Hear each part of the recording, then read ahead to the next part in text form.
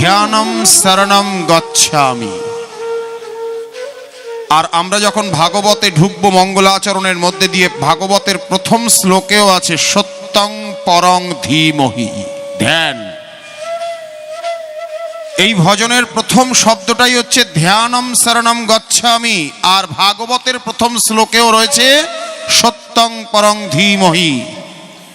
ধ্যান ছাড়া ভগবানকে পাওয়ার আর অন্য কোনো রাস্তা নেই, ধ্যান করতে হবে। মানেটা কি? খুব মন দিয়ে শুনুন।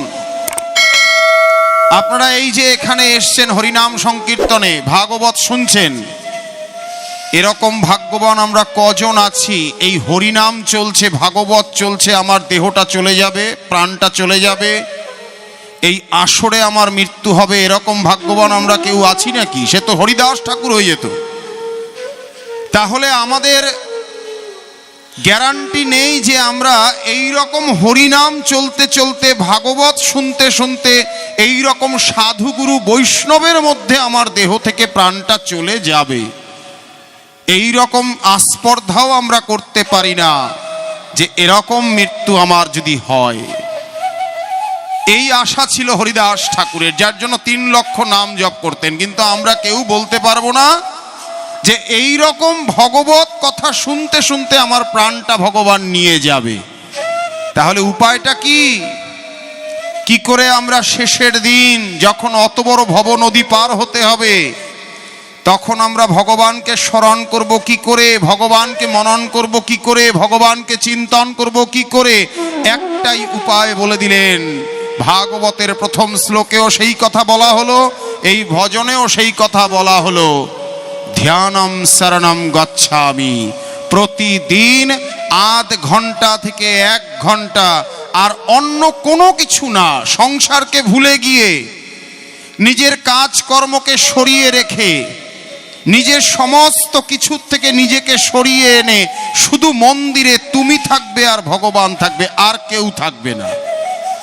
আর সেই সময় গুরুর দেওয়া মন্ত্র জপ করবে, মনকে একাগ্র করবে আর ভগবানকে ধ্যান করবে। এটার নামই ভগবদ গীতায় ভগবান বললেন অভ্যাস যোগ বা ধ্যান যোগ, ভগবদ গীতার 6ষ্ঠ অধ্যায়। প্রত্যেক দিন ধ্যান করতে হবে। আর কি বলা হলো? যোগম শরণম গচ্ছামি, ভগবানের সঙ্গে যুক্ত হয়ে থাকতে হবে। কার সঙ্গে যুক্ত হতে বলছে?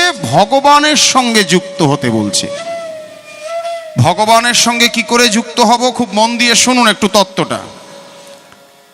মা যশোদা খুব বিরক্ত হয়ে যাচ্ছে যে ছোট্ট গোপাল কিছুতেই তাকে শান্তভাবে রাখা যাচ্ছে না, শুধু এটা ভাঙছে, ওটা ধরছে, মাখন চুরি করছে, অমুকের বাড়ি যাচ্ছে, তমুকের বাড়ি যাচ্ছে। তো একটা কাজ করলেন যে এইভাবে যদি বারংবার বিরক্ত করে, তাহলে একটা কাজ করি। কি কাজ? না, গোপালকে দড়ি দিয়ে বেঁধে রাখবো, গোপালকে দড়ি দিয়ে বেঁধে রেখে দেব, তাহলে আর কোথাও ছোটাছুটি করতে পারবে না, কারুর বাড়িতে গিয়ে মাখনও খেতে পারবে না, কারুর বাড়িতে চুরিও করতে পারবে না, আমার চোখে চোখেই থাকবে। মা যশোদা আজকে দড়ি আনলেন। আজকে যত দড়ি আনে, নন্দের ঘরে যত দড়ি ছিল সব দড়ি এনে জোড়া লাগাচ্ছে।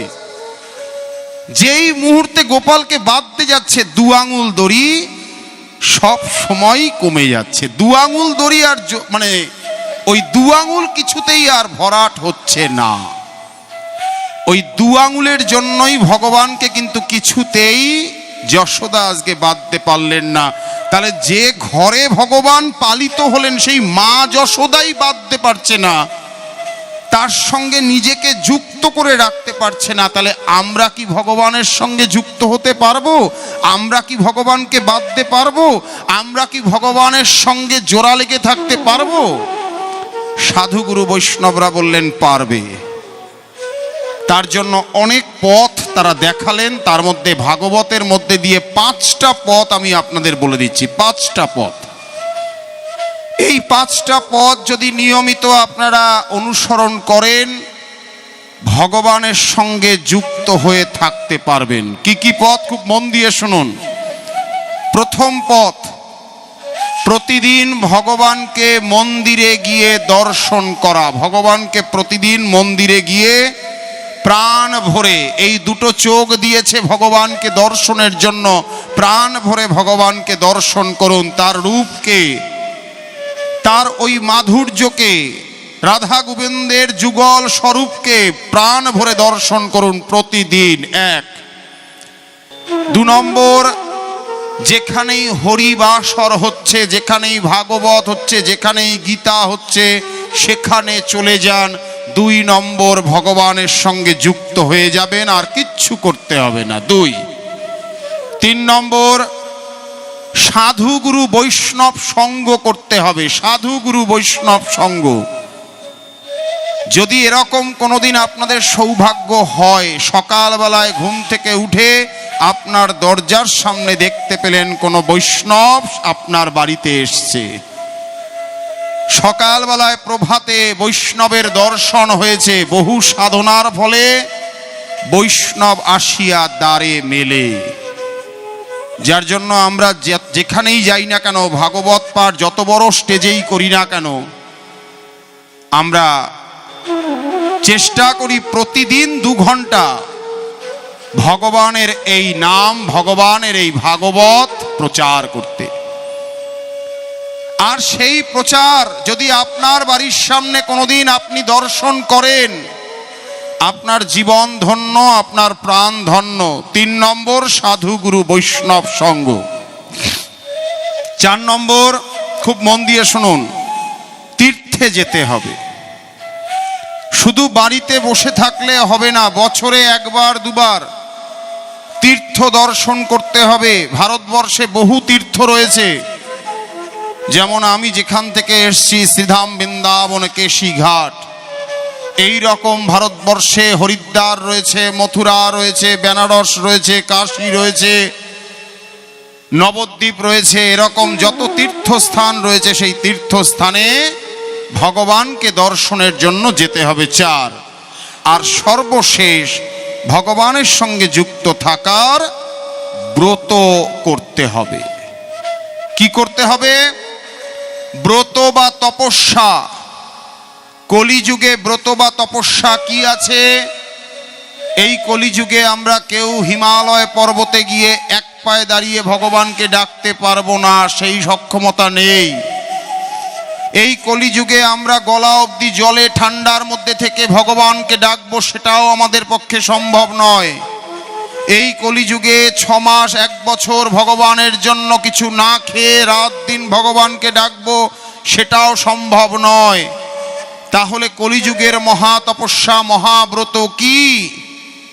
আমাদের শাস্ত্রকাররা বললেন, আমাদের সাধুগুরু বৈষ্ণবরা বললেন, কলিযুগের সর্বশ্রেষ্ঠ তপস্যা, কলিযুগের সর্বশ্রেষ্ঠ ব্রত, যে ব্রত প্রত্যেককে করতেই হবে, না করলে কলির জীব উদ্ধার হতে পারবে না। সেই ব্রত, সেই তপস্যা কি? আজকে হচ্ছে 9 তারিখ, আগামী 14ই জানুয়ারি আসছে সেই দিন। প্রত্যেক 15 দিন অন্তর অন্তর সেই তপস্যা, সেই ব্রতের দিনটা আসে। আমরা কদিন আগেই সেই ব্রতটা করলাম, আবার সামনের 14ই জানুয়ারি খুব সুন্দর দিনে পড়েছে, একই দিনে পৌষ সংক্রান্তি, আবার সেই ব্রতেরও দিন। কি সেই ব্রত বলতে পারবো? একাদশী মহারানীর ব্রত। একটু উলুধ্বনি, শঙ্করধ্বনি, জয়ধ্বনি। জয় জয় নিতাই গৌর সীতানাথ প্রেম প্রেমানন্দে। মন বাহু তুলে বলো হরি बोल হরি, হরি बोल হরি, হরি बोल হরি। एक बार सब मिलकर प्रेम से बोलिए राधे राधे, राधे राधे, রাধে রাধে। একাদশী ব্রত, এই 14ই জানুয়ারি একাদশী ব্রত হচ্ছে না? আগামী 14ই জানুয়ারি একাদশী ব্রত। আর এই একাদশীর নাম হচ্ছে ষট তিলা একাদশী। কি নাম? ষট তিলা একাদশী। এই একাদশীর মহিমা আগামীকাল একটু বলবো। যেহেতু 14ই জানুয়ারি একাদশী, আগামীকাল 10ই জানুয়ারি, 3 দিন পরে, যাতে প্রত্যেকে এই একাদশীটা করেন। এই একাদশীর মহিমা বা একাদশী কেন করতে হবে, তো আজকে এই 5টা পদ বললাম। 1 নম্বর মন্দিরে ভগবানকে দর্শন, 2 নম্বর হরিবাসরে যেতে হবে, 3 নম্বর সাধু গুরু বৈষ্ণব সঙ্গ করতে হবে, 4 নম্বর তীর্থে যেতে হবে, আর 5 নম্বর ব্রত বা তপস্যা, কলিযুগের শ্রেষ্ঠ ব্রত তপস্যা একাদশী প্রত্যেককে করতে হবে, প্রত্যেককে, কোনো ছাড় নেই। 9 থেকে 90, বাচ্চা থেকে বুড়ো, এই কলিযুগে বলা হলো কেউ এর বাইরে যেতে পারবে না।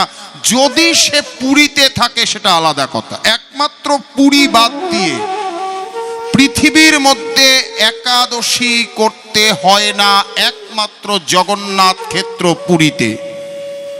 এই পুরীতে বাদ দিয়ে সারা পৃথিবীর যেখানেই আপনি থাকুন, আপনাকে শ্রেষ্ঠ তপস্যা, শ্রেষ্ঠ ব্রত একাদশী করতেই হবে। নইলে একাদশী না করলে কি হতে পারে, আগামীকাল ভাগবতের মধ্যে দিয়ে একটু দেখব বা একটু শুনব।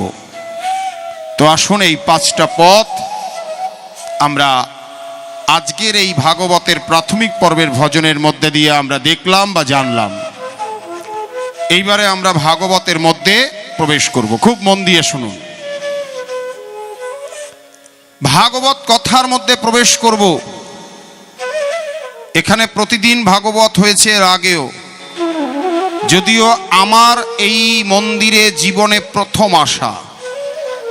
মন্দির দর্শন করেছি, কিন্তু মন্দিরের ব্যাসাসনে বসে ভগবানের কথা জীবনে প্রথম আপনাদেরকে বলার জন্য রাধারানী কৃপা করলেন, স্বয়ং জগন্নাথ প্রভু কৃপা করলেন। এই জন্য যেহেতু জীবনের প্রথম ব্যাসাসনে এই মন্দিরে বসা, এই জন্য একটুখানি আপনাদেরকে ধরিয়ে দিই যে ভাগবত কথাটা কি করে শুরু হলো, কি করে ভাগবত কথা জগতে জনপ্রিয় হলো।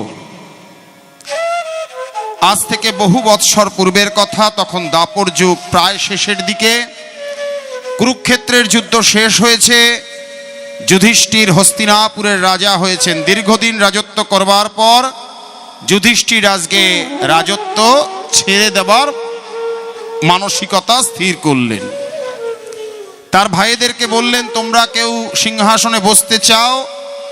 প্রত্যেকেই দাদাকে অত্যন্ত শ্রদ্ধা করতেন, কেউ সিংহাসনে বসতে চাইল না। যুধিষ্ঠির সিদ্ধান্ত নিলেন, তাহলে আমি স্বর্গের উদ্দেশ্যে সশরীরে গমন করবার জন্য প্রস্থান করব। ভাইয়েরাও সিদ্ধান্ত নিল, আমরাও আপনার সঙ্গে, আমরাও এই সমস্ত কিছু ত্যাগ করে আমরাও আপনার অনুগমন করব। তাহলে রাজত্ব কার হাতে দেওয়া হবে? রাজত্ব দেওয়া হলো অর্জুনের স্ত্রী হচ্ছে সুভদ্রা। অর্জুন আর সুভদ্রার একমাত্র পুত্র ছিল অভিমন্যু, যে মহাভারতের যুদ্ধে মাত্র 16 বছর বয়সে মারা যায়। মারা যাওয়ার আগেই তার বিবাহ হয়েছিল, যার সঙ্গে বিবাহ হয়েছিল তার নাম উত্তরা।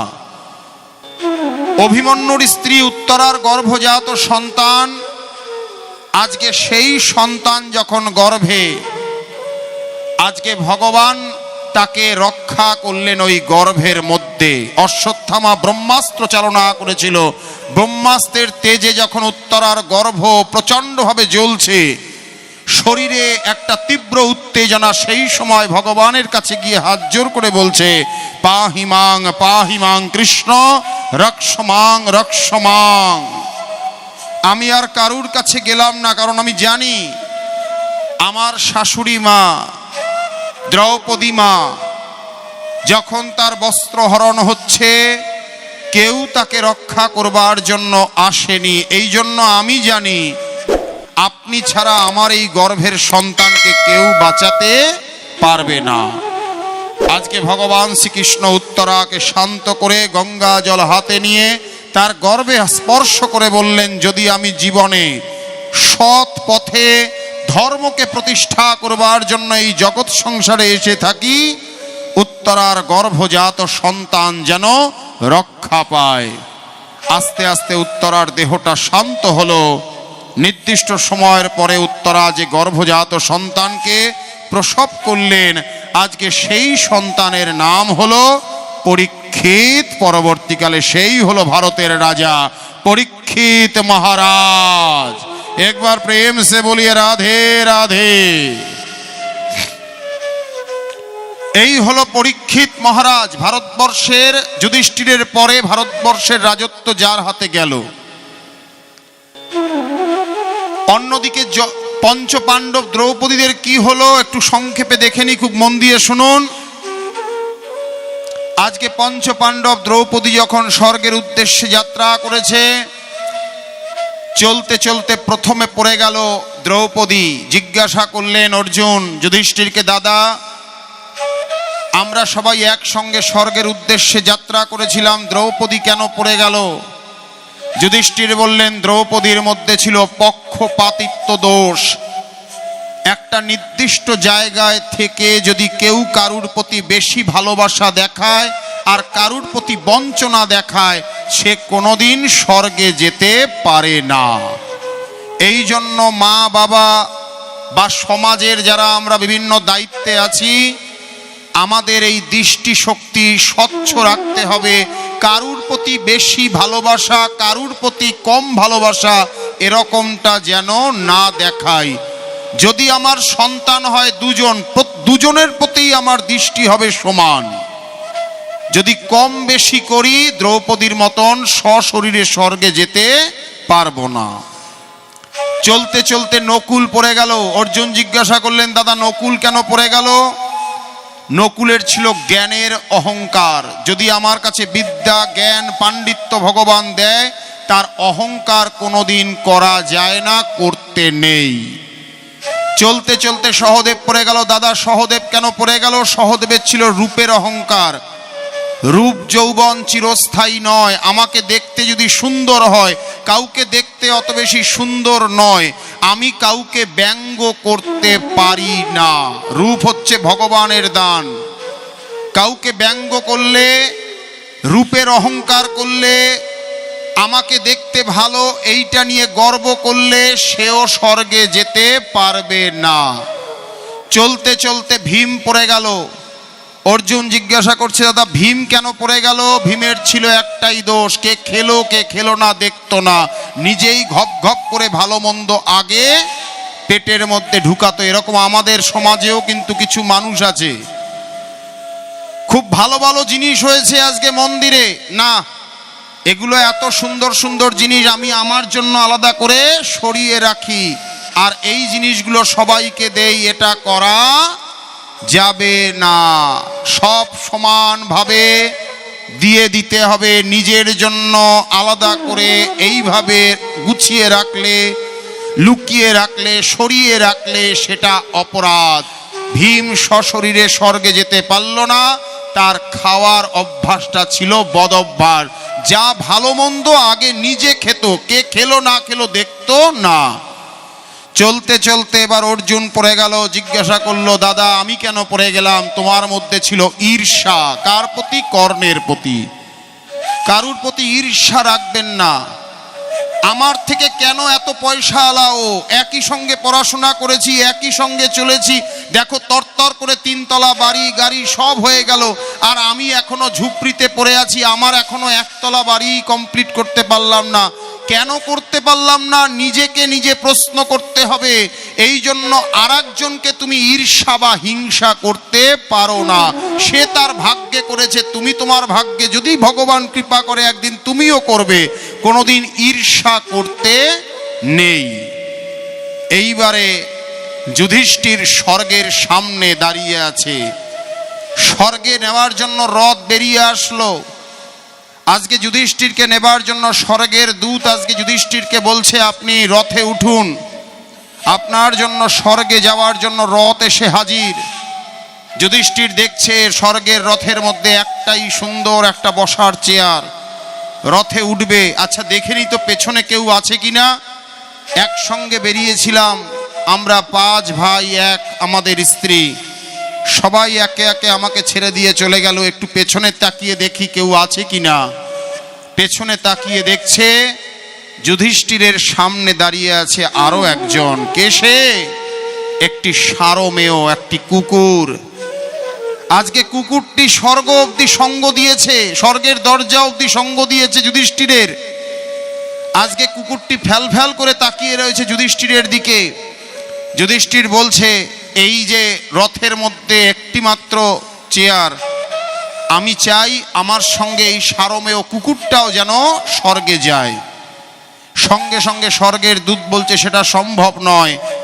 আপনি স্বর্গে যাওয়ার জন্য পুণ্য কর্ম করেছেন, এই জন্য আপনার জন্য স্বর্গের জন্য রথ এসছে, কুকুরটিকে নেওয়া যাবে না, আপনার তাকে ত্যাগ করে দিতে হবে। দেখুন, এই জন্য তার নাম ধর্মরাজ যুধিষ্ঠির। সঙ্গে সঙ্গে যুধিষ্ঠির বলছে, আমি আপনার কাছে ক্ষমা চেয়ে নিচ্ছি। আজকে সবাই আমাকে ত্যাগ করে চলে গেল, এই কুকুরটি আমাকে ছেড়ে যায়নি।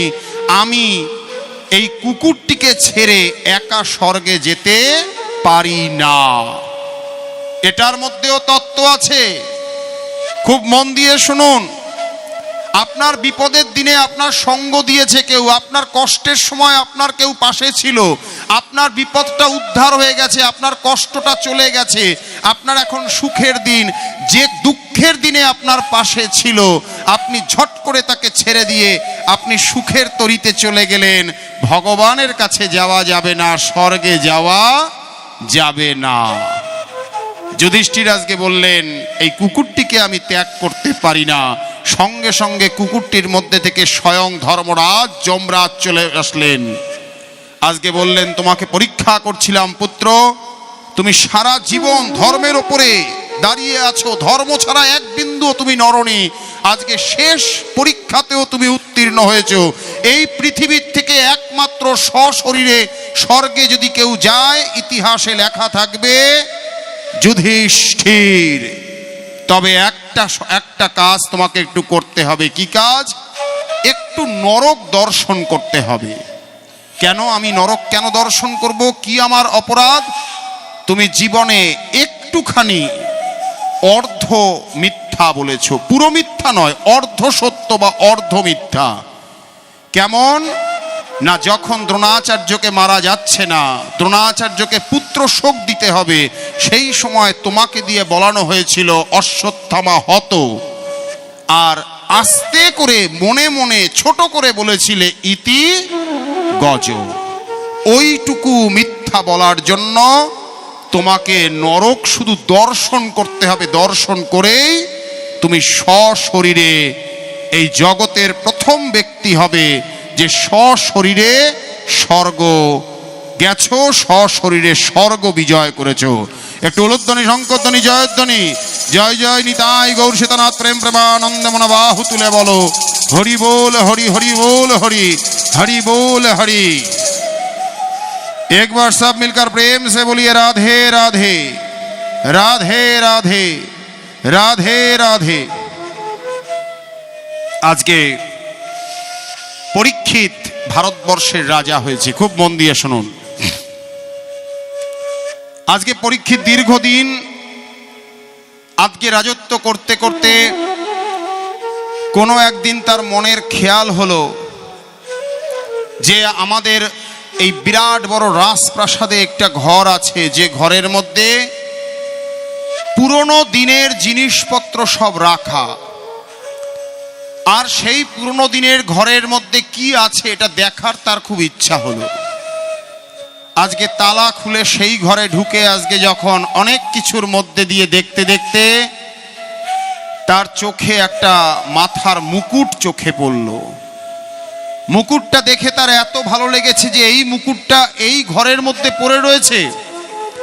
মুকুটটিকে সোনার দোকানে ভালো করে পালিশ করে যখন আনা হলো, আজকে সে সিদ্ধান্ত নিয়েছে আগামীকাল এই মুকুটটা আমি মাথায় ধারণ করব। খুব মন দিয়ে শুনুন।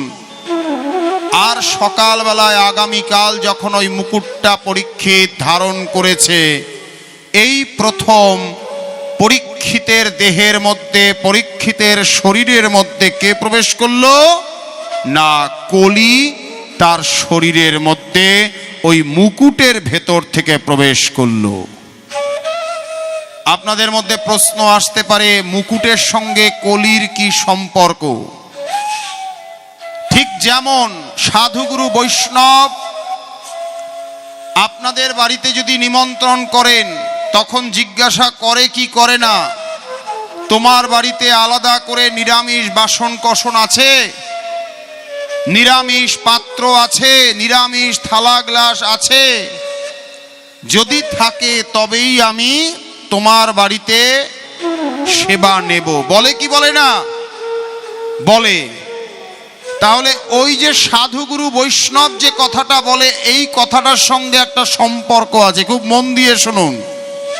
একটা ছোট্ট ভুল কিন্তু মানুষের জীবনে বড় বিপদ ডেকে আনতে পারে, বড় বিপদ। আজকে কি হয়েছিল, পরীক্ষিত যে মাথায় মুকুটটা পড়েছে, ওই মুকুটের মধ্যে দিয়ে কলি পরীক্ষিতের শরীরে প্রবেশ করলো। এইবারে একটুখানি আমরা দেখে নেব কলিটা কি। আমাদের সনাতন হিন্দু ধর্মে 4টি যুগ দিয়ে একটা মহাযুগ তৈরি হয়। 4টি যুগের প্রথম যুগ হচ্ছে সত্য, সত্যের পরে ত্রেতা, ত্রেতার পরে দাপর, আর এখন আমরা যে যুগে আছি সেই যুগের নাম কলি। সত্য যুগে ভাগবত বলছে ধর্মের পা ছিল 4টি, যার জন্য সত্য যুগে মানুষের আয়ু ছিল 1,00,000 বছর। ত্রেতা যুগে ধর্মের পা একটা নষ্ট হয়ে গেল, 3টে পায়ের উপরে ধর্ম দাঁড়িয়ে আছে। ত্রেতা যুগে মানুষের আয়ু ছিল 10,000 বছর। দাপর যুগে ধর্মের আরো 1টি পা নষ্ট হয়ে গিয়ে ধর্ম দাঁড়িয়ে আছে 2টি পায়ের উপরে, মানুষের আয়ু 1,000 বছর। আর কলি যুগে ধর্মের 3টি পা নষ্ট হয়ে গেছে, একটা পায়ের উপরে ধর্ম দাঁড়িয়ে আছে, আর মানুষের আয়ু 1,000 বছর থেকেও কমে হয়ে গেল কত বছর? 100 বছর। কিন্তু 100 বছরও আজকের দিনে আর কেউ টিকছে না। তাহলে কলি কিন্তু কতখানি মহাকলিতে পরিপ্রবেশ করে গেছে। এখন আমাদের ম্যাক্সিমাম আয়ু দেখা যাচ্ছে 60, 70, 80, 100 বছর বাঁচে খুব কম লোক এখনকার দিনে আমরা পাই। তাহলে ধর্মের 3টে পা নষ্ট হয়ে গেছে, একটা পায়ের উপরে দাঁড়িয়ে আছে। এই কলিযুগে অধর্মের বাড়ন্ত বেশি। একটা সময় ছিল আমাদের প্রত্যেকের বাড়িতে সত্যনারায়ণের পুজো, বড় ঠাকুরের পুজো, হরিনাম, ভাগবত, এগুলো প্রত্যেক ঘরে ঘরে হতো। এখন প্রত্যেক ঘরে ঘরে জন্মদিন হয়, প্রত্যেক ঘরে ঘরে ফিস্ট হয়, পিকনিক হয়, আড্ডা ইয়ার্কি ফুর্তি হয়। কিন্তু গীতা, ভাগবত, ভগবানের পূজা, ভগবানের নাম, এগুলো কিন্তু কমে যাচ্ছে। বাড়িতে বাড়িতে আমাদের এই গীতা ভাগবত করতে হবে। এই মন্দিরে আমরা ভাগবত শুনছি, অবশ্যই আমাদের পুণ্য হচ্ছে। কিন্তু রাত্রে বেলায় আমরা যেখানে শুয়ে থাকি, যেখানে আমরা বসবাস করি, সেই বাস্তু ভিটাতে বাস্তু দেবতা চায় যে আমার এই বাস্তু দেবতার, এই বাস্তু মাটিতে যেন একটু ভগবানের নাম হয়, যেন প্রভুর গুণগান হয়, যেন গীতা ভাগবত হয়। যে বাড়িতে নিয়মিত ভাগবত পাঠ, গীতা পাঠ, হরিনাম হয়, যারা করে, যারা ভগবানকে স্মরণ করে, কলিযুগে কিন্তু তাদের ঘরে বিপদ আপদ কিন্তু অনেক অনেক কম। যার জন্য কলিযুগে ধর্মের পা হচ্ছে একটা, 3টে পা নেই। এইবারে আসি প্রত্যেক যুগে ভগবানের অবতার। সত্য যুগে ভগবানের অবতার স্বয়ং শ্রী নারায়ণ। এই যে আমার সিংহাসনের মধ্যে রয়েছে শিলারূপে সেই নারায়ণ। ত্রেতা যুগে ভগবানের অবতার অযোধ্যা নগরীতে সরিউ নদীর তীরে দশরথের পুত্ররূপে কৌশল্যার নন্দন, সীতা দেবীর প্রাণধন, হনুমানের প্রভু আর রাবণের মহাকাল রূপে যিনি আসলেন, তিনি আমাদের ভগবান শ্রীরামচন্দ্র। একটু উলুধ্বনি, শঙ্করধ্বনি, জয়ধ্বনি। জয় জয় নিতাই গৌর সীতানাথ প্রেম প্রেমানন্দে মন বাহু তুলে বলো হরি বল হরি, হরি বল হরি, হরি বল হরি। দাপর যুগে ভগবানের অবতার রূপে যিনি আসলেন, কে আসলেন? আজ থেকে 5,500 বছর পূর্বে মথুরায় কংস নামে এক অত্যাচারী, শুধু কংস নয়, জরাসন্ধ, দুর্যোধন, দুঃশাসন আদি নানান অসুর আর অশুভ শক্তির যখন বারবারন্ত ঘরে ঘরে ভগবানের নাম জপ ধ্যান বন্ধ হয়ে যাচ্ছে। ঠিক সেই সময় জগৎ সংসারকে উদ্ধার করবার জন্য ওই কংসেরই কারাগারের মধ্যে, খুব মন দিয়ে শুনুন তত্ত্বটা, যাবেন বৃন্দাবনে, আর বৃন্দাবন থেকে মাত্র 10 কিলোমিটার দূরে মথুরায়, আর ভগবানের জন্ম হলো কোথায়? ওই কংসের কারাগারের মধ্যে। কারাগারটা কতটুকু? একেবারে এইটুকু কারাগার, চারিদিক দিয়ে বন্ধ, আলো বাতাস ঢোকার জায়গা নেই।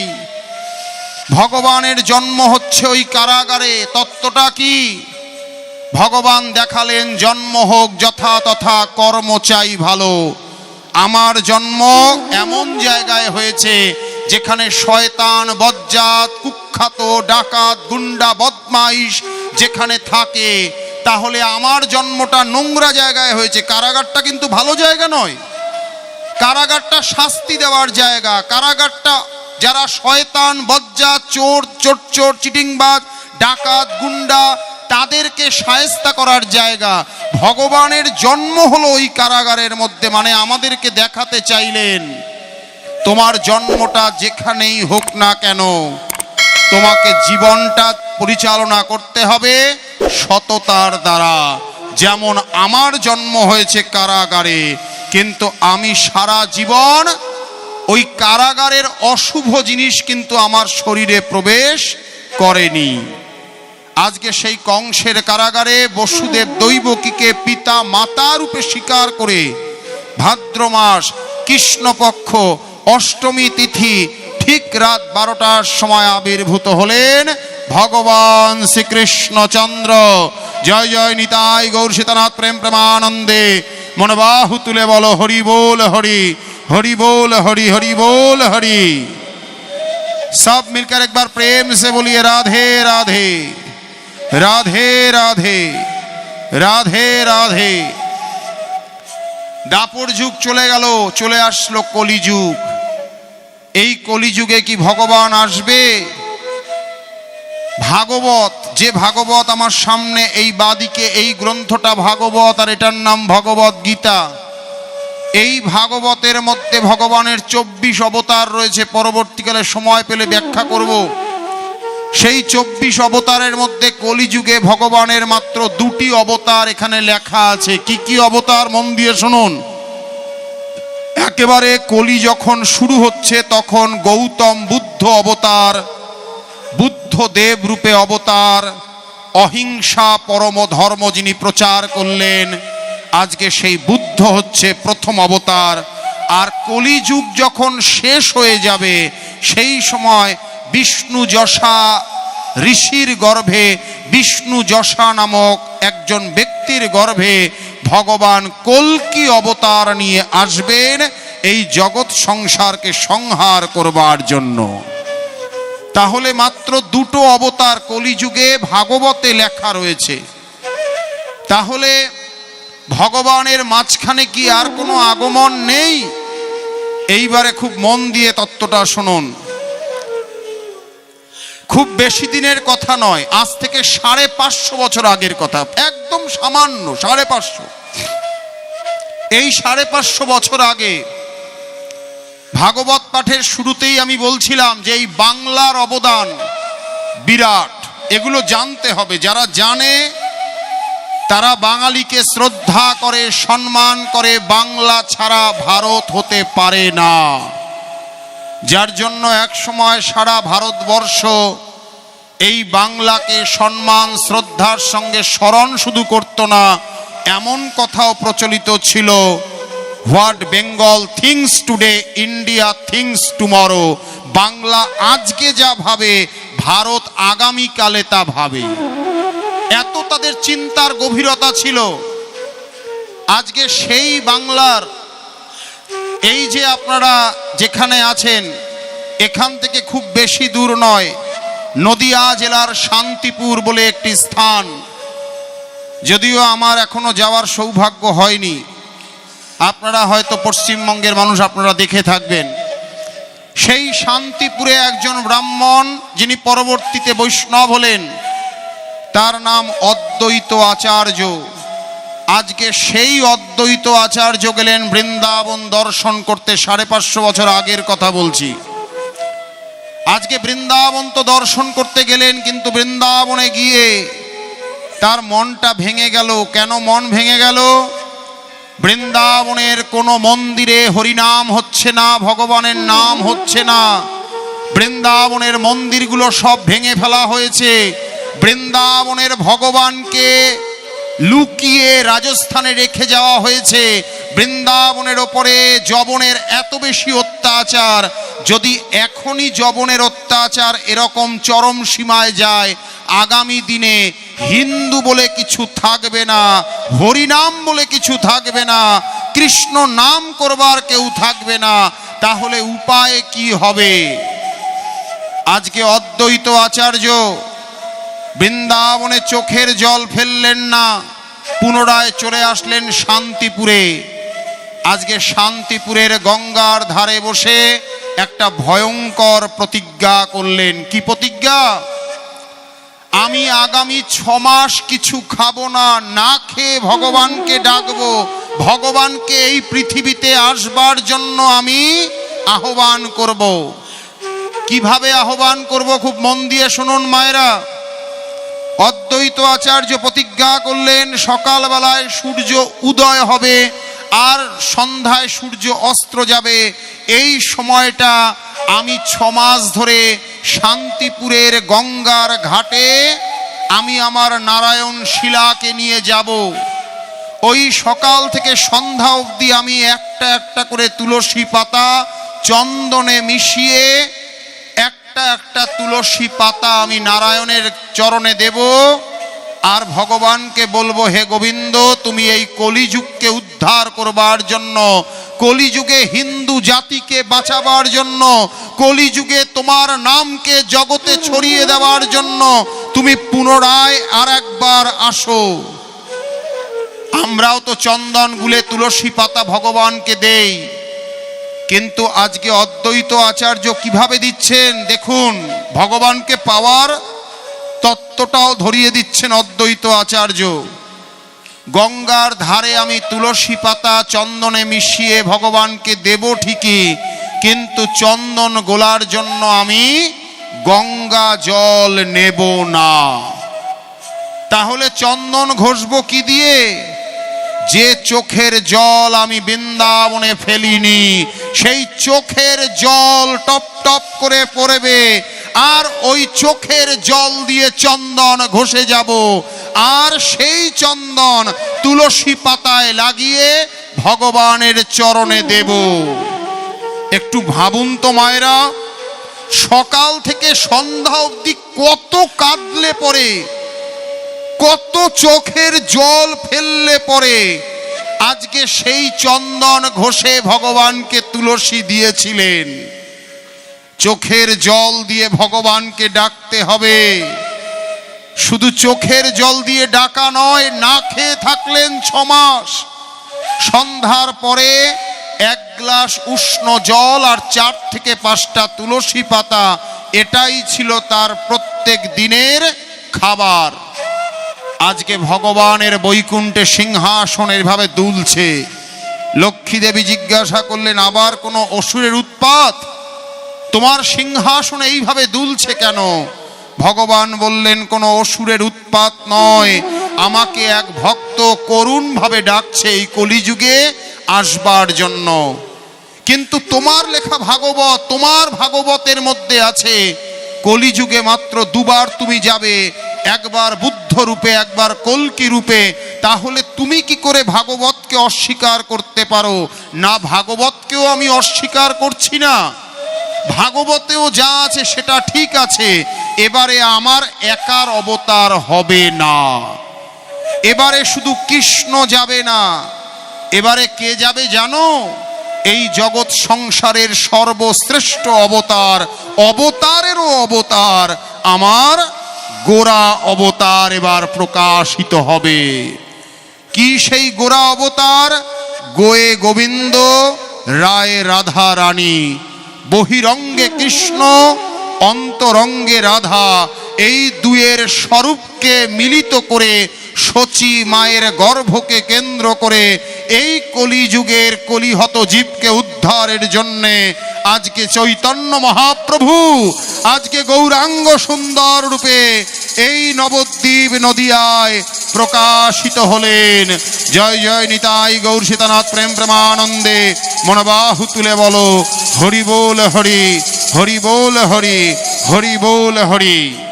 एक बार सब मिलकर प्रेम से बोलिए राधे राधे, राधे राधे, राधे राधे। तो आज के कली जुगे आसलेन आमार महाप्रभु।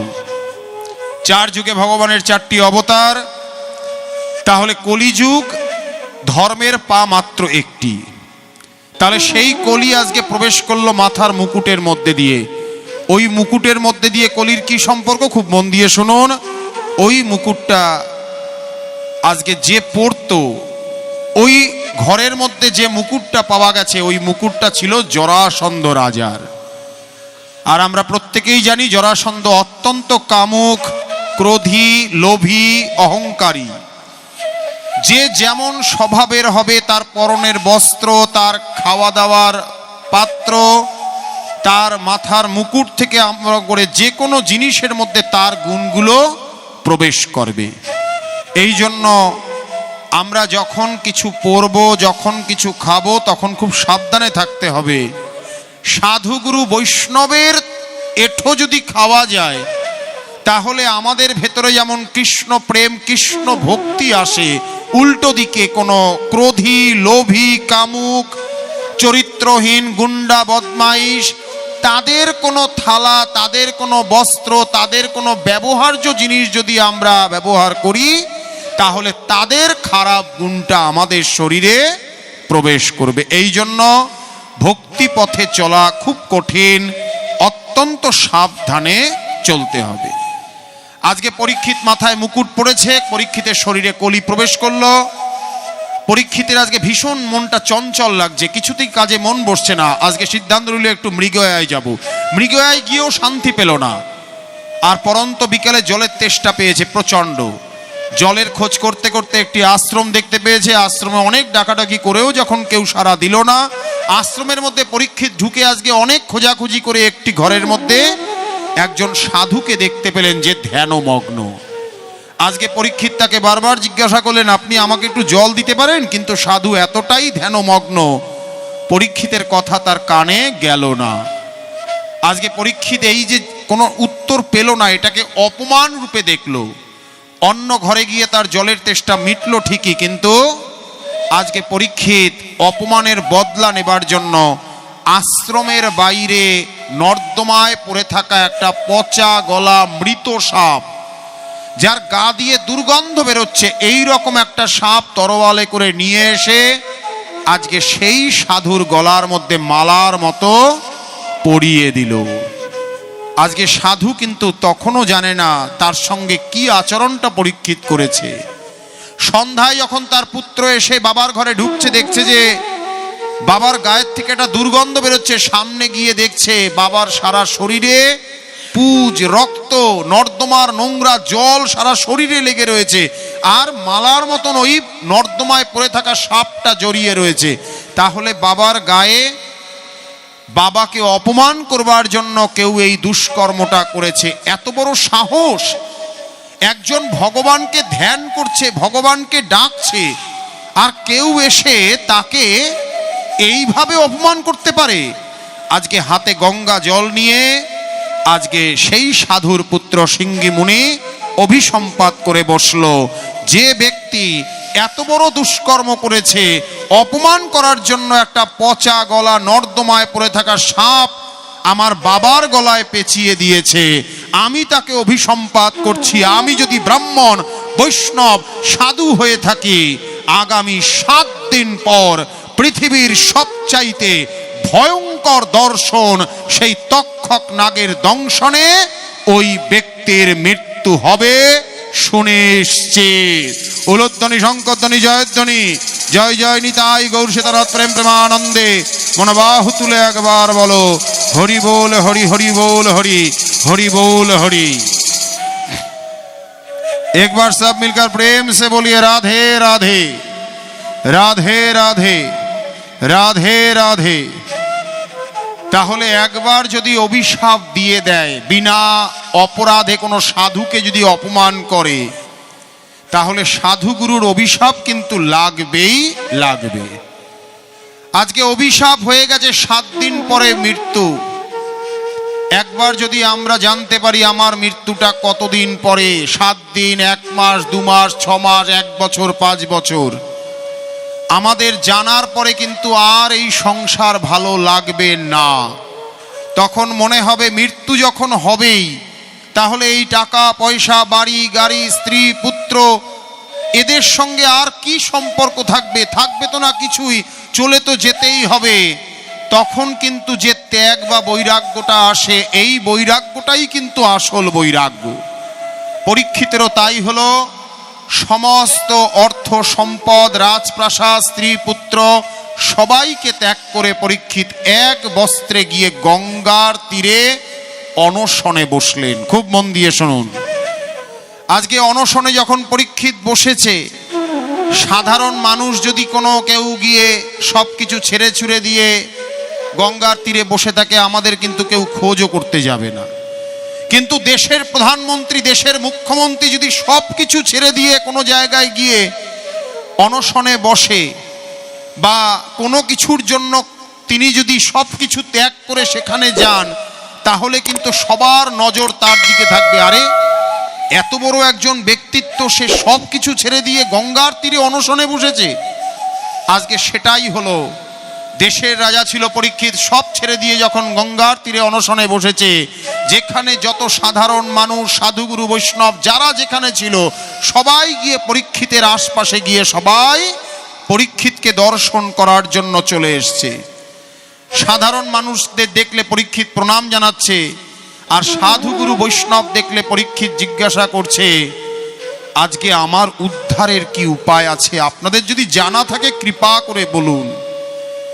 কেন না, আমার 7 দিন পরে মৃত্যু হবে, মৃত্যুকে ভয় পাই না। আমার পরিবার ক্ষত্রিয় পরিবার, আমার পরিবার সবাই যুদ্ধক্ষেত্রে প্রাণ দেওয়ার মতন সাহসের পরিবার। কিন্তু প্রশ্নটা সেখানে নয়। আমার যে মৃত্যুটা হবে, সেই মৃত্যুটা কোনো সাধারণ মৃত্যু নয়।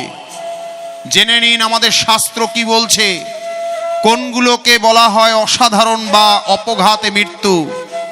জীবন্ত পুড়িয়ে মারা, গলায় দড়ি দিয়ে মরা, রাস্তায় অ্যাক্সিডেন্ট হয়ে মরা, ট্রেনে গলা কাটা বা ট্রেনের মধ্যে গলা দিয়ে মরা, বিষ খেয়ে মরা, কাউকে পেটের মধ্যে ছুরি ঢুকিয়ে দিয়ে মারা, মানে যে মারা গেল সেই মরা, সাপে কাটা মরা, কিংবা কোনো পশুতে তাকে আক্রমণ করে তার দেহটাকে খুবলে খেয়ে নিয়ে তার দেহটাকে মৃত্যু হলো। এই যে মৃত্যুগুলো বললাম, এই প্রত্যেকটা মৃত্যু কিন্তু ভয়ঙ্কর মৃত্যু। এই যে মৃত্যুগুলো, এই মৃত্যুর ফলে শাস্ত্রে বলছে তার নরক যন্ত্রণা হয়, পিশাচজনী হয়, যার জন্য এই রকম মৃত্যু হলে তার আত্মার শান্তির জন্য অনেক কিছু ব্যবস্থা শাস্ত্রে আছে, সেগুলো করতে হয়। তাহলে পরীক্ষিতের মৃত্যুটাও ভয়ঙ্কর মৃত্যু, অপঘাতে মৃত্যু, সাপের দংশনে মৃত্যু। তার মানে পরীক্ষিতকেও কোথায় যেতে হবে? মৃত্যুর পরে নরকে যেতেই হবে। 1। 2 নম্বর, সাধুকে অপমান করেছে, সেটাও একটা বিরাট বড় তার জীবনে অভিশাপ। সাধুর অপমান করলে, বৈষ্ণবকে অপমান করলে, আপনারা জানেন খুব ভালো করে, আপনারা পশ্চিমবঙ্গের মানুষ, চাপাল গোপালের নাম শুনেছেন। ভাগবতে 2 দিন মাত্র পাঠ, অনেক কিছু বলার ইচ্ছা থাকলেও বলা যাবে না। শ্রীবাস অঙ্গনে মহাপ্রভু প্রতিদিন হরিনাম করতেন, ভাগবতের আসর হতো রাত্রেবেলায়। আর ওই গ্রামের মধ্যেই ছিল চাপাল গোপাল। আজকের দিনেও চাপাল গোপাল আছে। চাপাল গোপাল তখন ছিল, এখনকার দিনে নেই তা না। তখনও চাপাল গোপাল জগাই মাদাই ছিল, এখনো চাপাল গোপাল জগাই মাদাই আছে। তাদের সমস্যাটা কখন হয়? যখন হরিনাম হয়, ভাগবত হয়, যখন মাইক লাগিয়ে ভগবানের নাম প্রচার হয়, তখনই তাদের সমস্যাটা বাধে। আমার ছেলের পরীক্ষা, আমার মেয়ের পরীক্ষা, এত জোরে হরিনাম হচ্ছে, ভাগবত হচ্ছে, এই ভাগবতের কারণে আমার মেয়েটার, আমার ছেলেটার পড়াশোনার ডিস্টার্ব হচ্ছে, আর কোনো সময় ডিস্টার্ব হয় না। মাইক বাজিয়ে অন্যান্য অনেক কিছু হচ্ছে, তখন কিছু হয় না। এরা হচ্ছে ওই চাপাল গোপালের বংশধর, এরা ওই জগাই মাদাইয়ের বংশধর। এরা তখন কি করে, ওই হরিনামটাকে বন্ধ করার জন্য, ভাগবত বন্ধ করার জন্য, সনাতন হিন্দুদের অনুষ্ঠানটাকে পণ্ড করার জন্য যখন ভালোভাবে কিছু হলো না, তখন তারা ষড়যন্ত্রের আশ্রয় নেয়। যেমন চাপাল গোপাল ষড়যন্ত্রের আশ্রয় নিয়েছিল শ্রীবাস মহাপ্রভু এবং বৈষ্ণবদেরকে বদনাম করবার জন্য। যখন ঘরের মধ্যে আজকে তারা ভগবানের নামে মগ্ন, ওই বাইরে মদ, মাংস, আরো অনেক কিছু বাইরে রেখে দিয়ে এসছে খুব গোপনে, যেন কেউ দেখতে না পায়। সকালবেলায় সব লোককে ডেকে এনে বলছে, দেখছো দেখছো, এই যে মহাপ্রভু হরিনাম করার নাম করে কি করে জানো, ওই ঘরের মধ্যে দরজা জানলা বন্ধ করে এই মদ খায়, মাংস খায়, মেয়ে নিয়ে হয়তো ফুর্তিও করলেও করতে পারে। কত বড় আজকে অপরাধ কথা বললেন। এর থেকে অপরাধ কিন্তু আর কিছু হয় না। কাউকে মিথ্যা অপবাদ দিলে তার যে চরম শাস্তি হয় ভাগবত দেখিয়ে দিল। চাপাল গোপাল তো এই অপবাদ দিয়ে দিল শ্রীবাসকে। শ্রীবাসের ঘরে প্রতিদিন মদ, মাংস আর মেয়ে ছেলে নিয়ে ফুর্তি হয়, ভগবানের নাম হয় না। মহাপ্রভু বললেন, যদি এই অপবাদ কেউ দিয়ে থাকে তাহলে তার যে পরিণাম হবে সেই পরিণাম তাকে ভুগতে হবেই হবে। 1 মাসও হলো না, চাপাল গোপালের হঠাৎ করে শরীরে চুলকানি শুরু হলো। সেই চুলকানি কিছুতেই কমছে না, ভয়ঙ্কর রোগের আকার ধারণ করলো। আর সেই রোগ হলো তখনকার দিনের কুষ্ঠ ব্যাধি। কোন ওষুধে সারল না। গ্রামবাসী আজকে পরিবার তাকে ত্যাগ করলো, এক কোনায় পড়ে রয়েছে, ভয়ঙ্কর শরীরে যন্ত্রণা। মহাপ্রভু চাইলেন যে এই যন্ত্রণাটা একটু ভোগ করুক, এখনই উদ্ধার করলে হবে না। আজকে সবাই বলেছিল মহাপ্রভুকে তুমি দর্শন করো, তার চরণে অপরাধ করেছো, মহাপ্রভু দর্শন দিলেন না। 5 বছর চাপাল গোপাল ওই যন্ত্রণা ভোগ করার পর যখন মহাপ্রভুর দর্শন পেল, মহাপ্রভু বললেন, তুমি যার চরণে অপরাধ করেছো তার কাছেই ক্ষমা চাইতে হবে। শ্রীবাসের কাছে ক্ষমা না চাওয়া অবধি তোমার উদ্ধার হবে না। এই দেখুন, এই হচ্ছে অপরাধ। এই জন্য কাউকে মিথ্যা অপবাদ দেবেন না। আপনি হয়তো কাউকে মিথ্যা অপবাদ দিলেন, ভাবছেন কেউ দেখলো না, তার চরিত্রর নামে খারাপ খারাপ কথা বলে দিলাম। আপনাকে যে এর পরিণামটা ভোগ করতে হবে, সেই পরিণাম কিন্তু আপনি সহ্য করতে পারবেন না। আজকে সাধুকে অপমান করেছে পরীক্ষিত, আজকে সবার কাছে জিজ্ঞাসা করছে, এখন আমার উপায় কি উদ্ধারের? ভুল তো হয়ে গেছে, না বুঝে অন্যায় করে ফেলেছি, এখন নরকে যাতে যেতে না হয় তার থেকে কি করে আমি বাঁচতে পারি? আর 3 নম্বর, রাধা গোবিন্দের চরণ আমি কি করে পাবো? আমার দাদু অর্জুন যে কিনা বিশ্বরূপ দর্শন করেছে ভগবানের, আমার বাবা অভিমন্যু যে কিনা যুদ্ধক্ষেত্রে নিজের প্রাণ হাসতে হাসতে দিয়ে স্বর্গে গেছে, আর আমি সেই পরিবারের সন্তান হয়ে আমি যখন মারা যাব লোকে আমার মুখে থুতু মারবে, মারবে না? সাধুকে আমি অপমান করেছি, আমি সাধুর গলায় একটা পচা গলা সাপ দিয়েছি, অপঘাতে মৃত্যু হবে, সবাই আমার নামে ধিক্কার দেবে, এখন আমার উদ্ধারের উপায় কি? আজকে কিন্তু কেউ উপায় বলতে পারলো না। কেন বলতে পারলো না? সময় কদিন, সময় কদিন পরীক্ষিতের হাতে? মাত্র 7 দিন, 1 দিন বেশি, 8 দিন না। 7 দিন কি, দেখতে দেখতে 7 দিন কেটে যায়। 7 দিন দেখতে দেখতে নিমিষের মধ্যে হয়ে যায়। তাহলে 7 দিনের মধ্যে আমার উদ্ধার কি করে সম্ভব? কেউ উত্তর দিতে পারলেন না। খুব মন দিয়ে শুনুন, যখন সমস্ত দরজা বন্ধ হয়ে যায়, যদি ভগবান কৃপা করে কোনো না কোনো দরজা ভগবান যদি চায় খুলে দিতে পারে। যখন সমস্ত দিক থেকে অন্ধকার, একমাত্র ভগবান যদি কোনো প্রদীপ জ্বালায় তবেই সেই অন্ধকার দূর হওয়া সম্ভব, মানুষের পক্ষে সম্ভব নয়। ওই গঙ্গার তীরে আজকে এমন একজন সাধু ধীর পায়ে গুটি গুটি পায়ে এগিয়ে আসলেন, যাকে দেখে সমস্ত মানুষজন সাধু গুরু বৈষ্ণব উঠে দাঁড়িয়ে তাকে প্রণাম করল। যেমন ভাবে বলি রাজার যজ্ঞে বামন ভগবানের আগমন হয়েছিল। উলুধ্বনি শঙ্করধ্বনি জয়ধ্বনি, জয় জয় নিতাই গৌর সীতানাথ প্রেম প্রেমানন্দে। মনোবাহু তুলে বলো একবার হরি বল হরি, হরি বল হরি, হরি বল হরি। একবার প্রেম সে বলিए রাধে রাধে, রাধে রাধে, রাধে রাধে।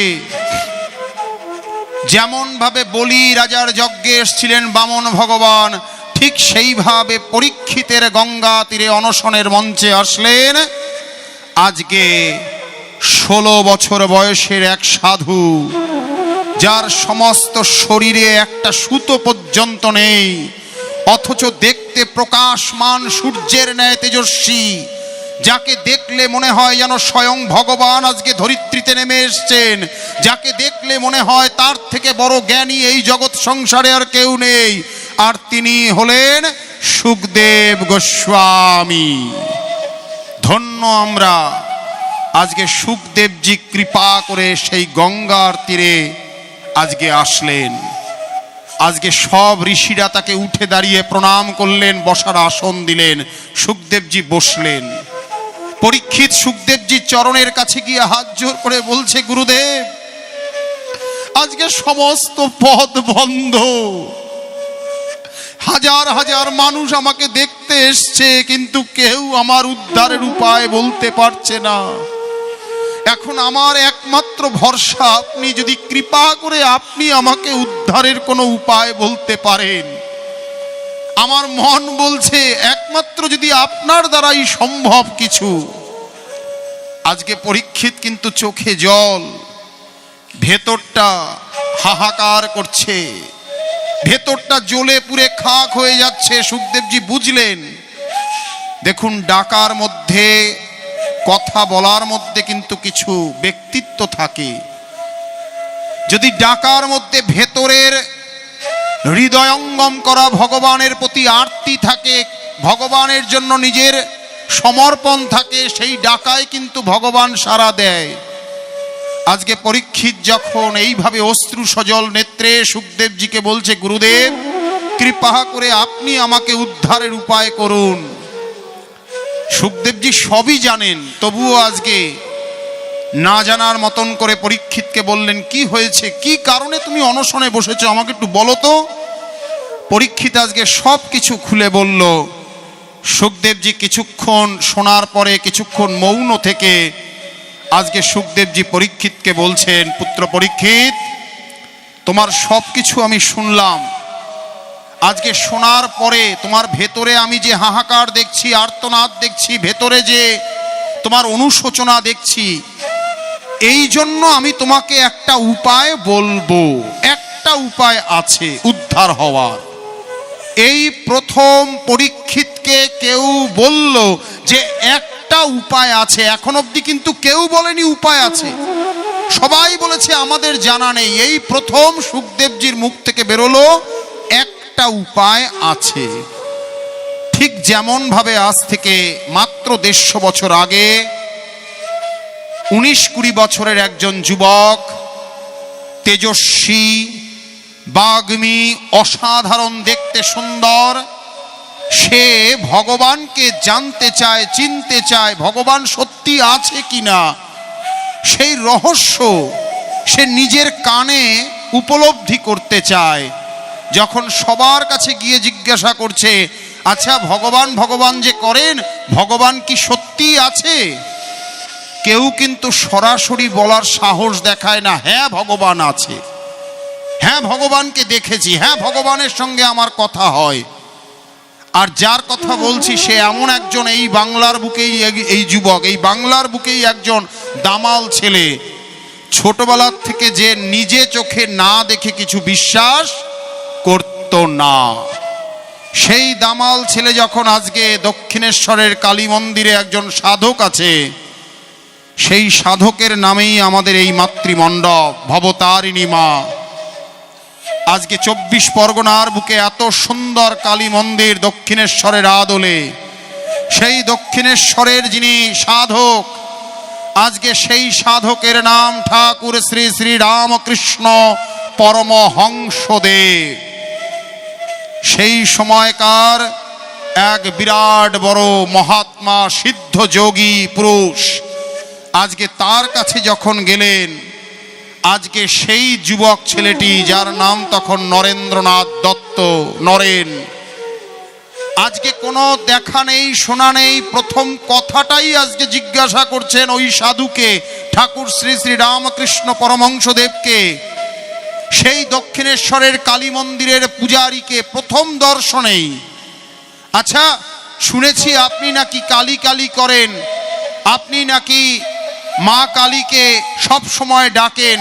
আচ্ছা, ভগবান কি সত্যি আছে? ভগবান কি রয়েছে?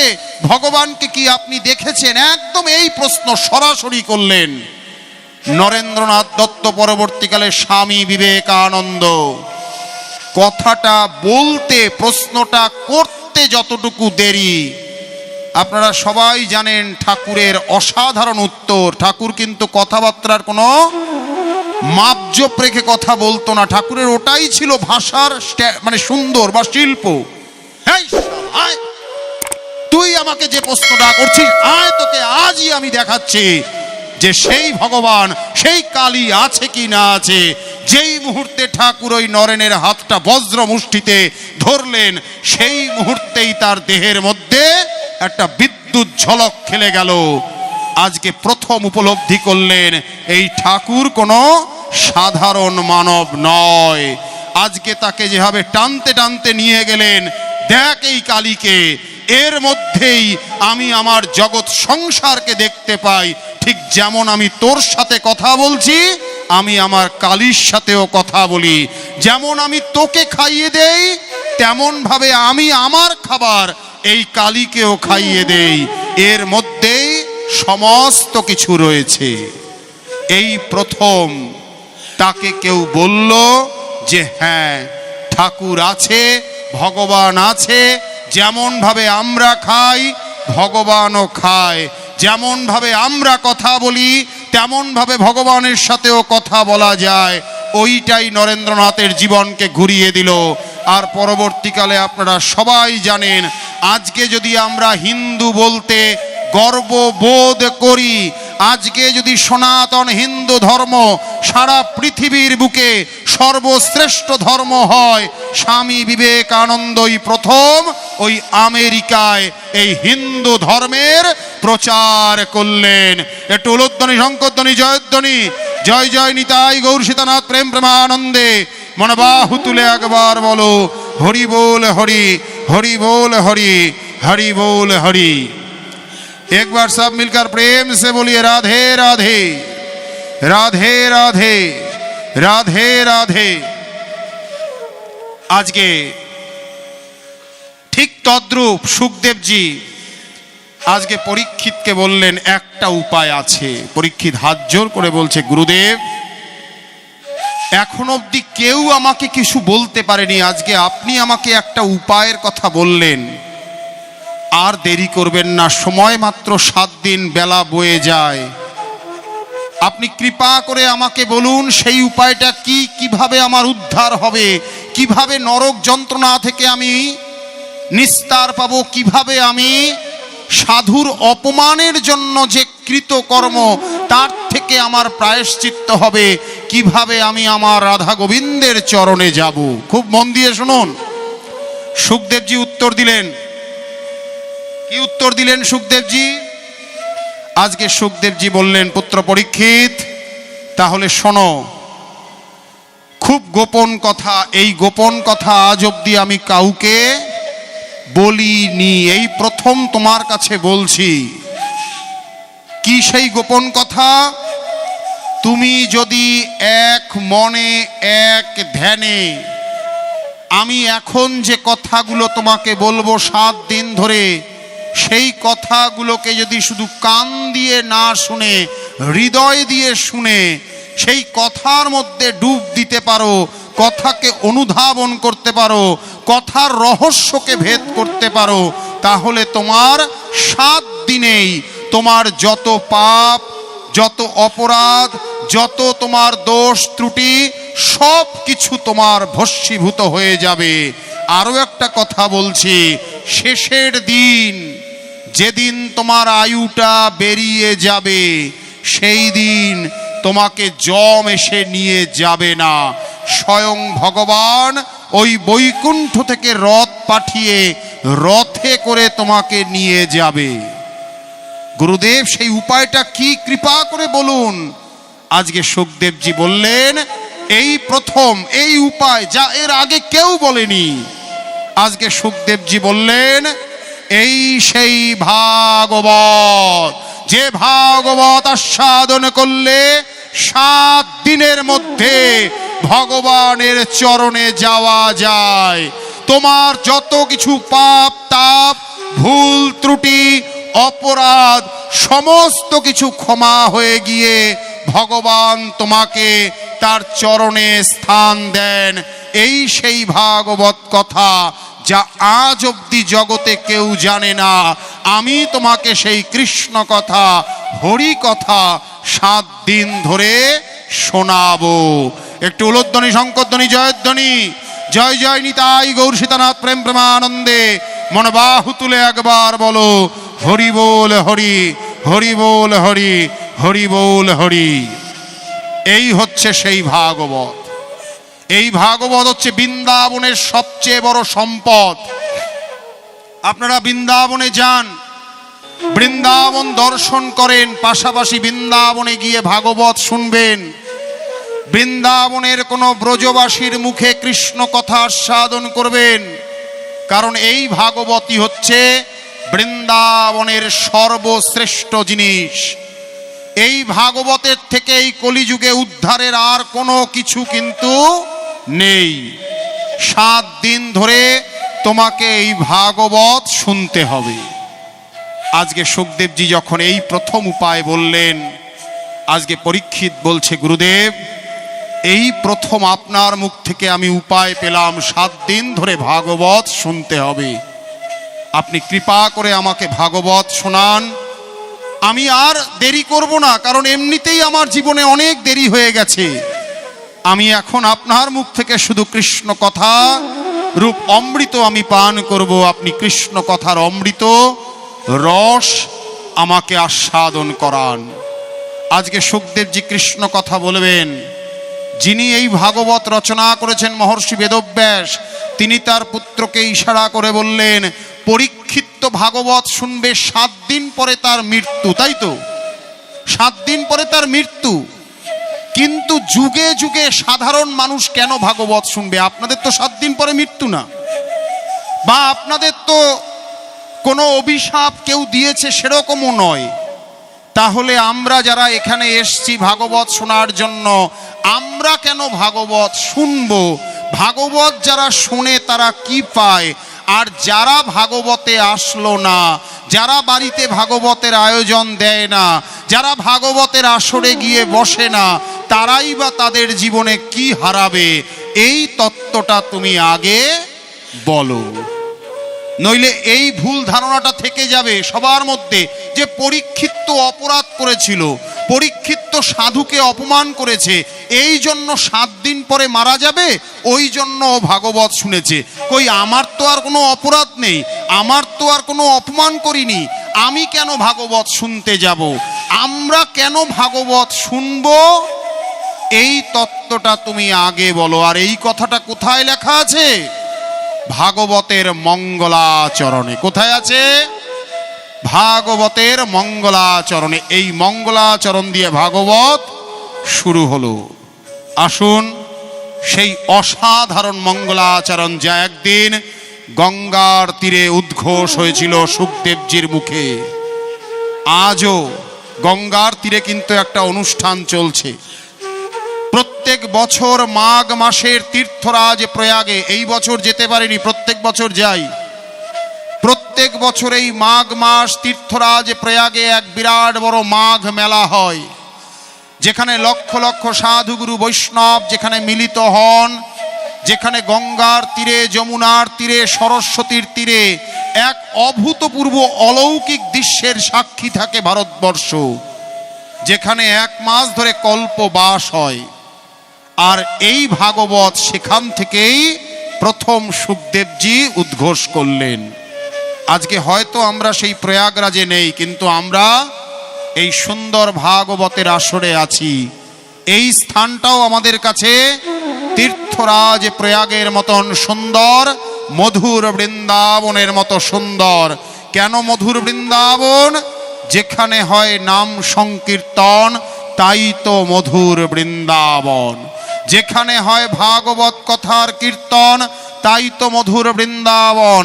যেখানে হয় সাধু গুরু বৈষ্ণবের আগমন, তাই তো মধুর বৃন্দাবন। আমরা যদি এই মুহূর্তে কেউ বৃন্দাবন প্রয়াগরাজে নাও যাই, নিয়মিত এই মন্দিরে আসি, কৃষ্ণ কথা শুনি, আমাদেরও কিন্তু বৃন্দাবন দর্শনের পুণ্য ফল লাভ হবে। একটু উলুধ্বনি, শঙ্করধ্বনি, জয়ধ্বনি। জয় জয় নিতাই গৌর সীতানাথ প্রেম প্রেমানন্দ মনোবাহু তুলে বলো হরি बोल हरि, हरि बोल हरि, हरि बोल हरि। एक बार सब मिलकर प्रेम से बोलिए राधे राधे, राधे राधे, राधे राधे। শুরু করছি মঙ্গলাচরণ। যেই মুহূর্তে মঙ্গলাচরণটি আমি শুরু করব, আপনারা উলুধ্বনি, শঙ্খধ্বনি, হরিধ্বনি দিয়ে আসরকে মধুর বৃন্দাবন বানাবেন। ওম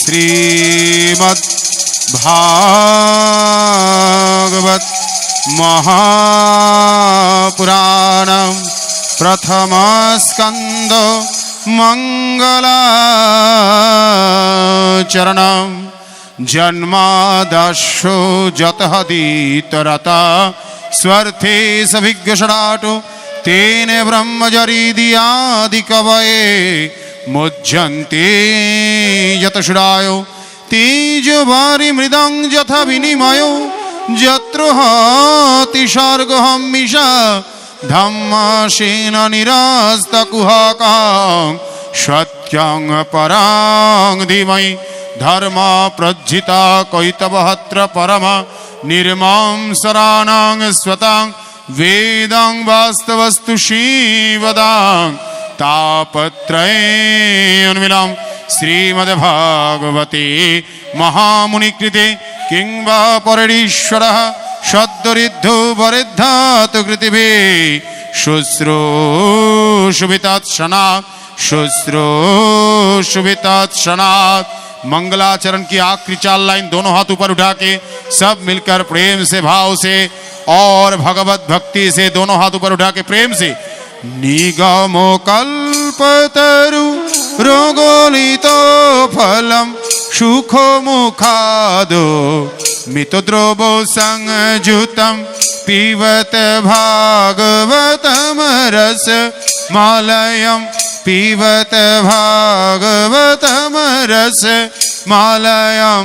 मोहिराहो रसिका भुवि भावुका निगमो कल्पतरु रोगलितो फलम सुखो मुखादो मितद्रोबो संयुतम पिबत भागवतम रसमालया। मोहिराहो रसिका भुवि भावुका। बोलिए भागवत भगवान की।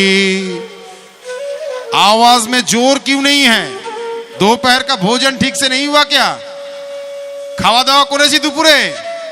সবাই মিলে গলা ছেড়ে দিয়ে भागवत भगवान की, राधा रानी की, बाके बिहारी लाल की, भगवत गीता की। सब मिलकर प्रेम से बोलिए राधे राधे, राधे राधे, राधे राधे। এই হচ্ছে মঙ্গলাচরণ, আর মঙ্গলাচরণ মালেই সেই জায়গা হয়ে যায় মধুর বৃন্দাবন। কারা কারা বৃন্দাবনে গেছি একটু হাত তুলে দেখান দেখি একটু। বৃন্দাবন কারা কারা দর্শন করেছি? গারাপোতার বহু ভক্ত তারা বৃন্দাবন দর্শন করেছে। এবারে আসলে নিশ্চয়ই কেশিঘাটে আসবেন। কেশিঘাটে রাধারানীর কৃপায়, রাধারানী কৃপা করে যেমন আমাকে একটু চরণে স্থান দিয়েছে, আপনাদের জন্য একটু চেষ্টা করব যেন আপনারাও কম খরচে একটু বৃন্দাবন দেখতে পারেন। থাকা খাওয়া ঘোরানো এই ব্যবস্থাগুলো রাধারানী করায়, আমি না। কারণ বৃন্দাবনের যিনি অধীশ্বরী দেবী, বৃন্দাবনের যিনি মালকিন, তিনি রাধা রানী।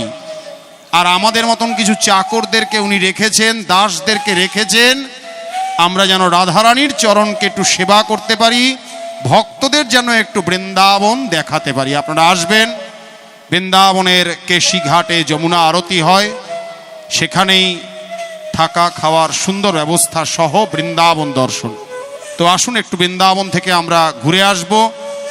রাধারানী মহারানী কৃপা করো না, কৃপা করে বৃন্দাবনে নিয়ে চলো না।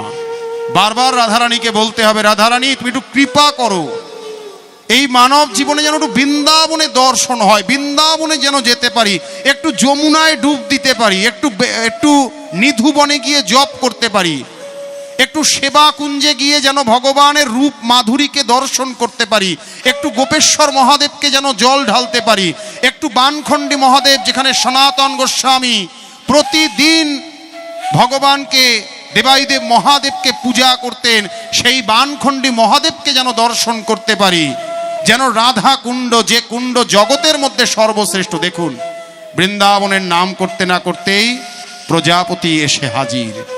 এটা কিন্তু ভগবানের একটা বিরাট বড় সুন্দর একটা নিদর্শন যে বৃন্দাবন হচ্ছে পৃথিবীর সর্বশ্রেষ্ঠ স্থান। একটু উলুধ্বনি, শঙ্করধ্বনি, জয়ধ্বনি, জয় জয় নিতাই গৌর সীতানাথ প্রেম প্রেমানন্দে।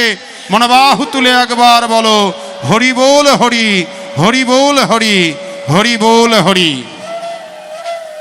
এইবারে প্রশ্ন হচ্ছে, বৃন্দাবনের যমুনা, বৃন্দাবনের কাত্যায়নী দেবী, বৃন্দাবনের গোপেশ্বর মহাদেব, রাধাকুণ্ড, শ্যামকুণ্ড, এই সব কিছু ছেড়ে কেন পশ্চিমবঙ্গের এই গারাপোতা, দত্তপুলিয়া বা এই আশপাশে আমি প্রায় 1 মাসের অধিক কাল ধরে রয়েছি?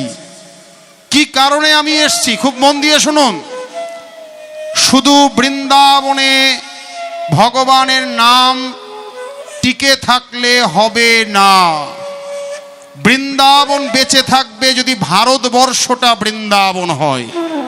এই জন্য যারা ভাগবত পাঠক, যারা ভাগবত কথা বলে, এটা শাস্ত্র বলছে, তাদেরকে শুধু বৃন্দাবনে থেকে ভগবানের নাম করলে হবে না, তাদেরকে জায়গায় জায়গায় প্রচারের জন্য যেতে হবে। তবেই তো ভগবানের ধাম সম্পর্কে, ভগবানের ভূমির সম্পর্কে মানুষের প্রেম বাড়বে।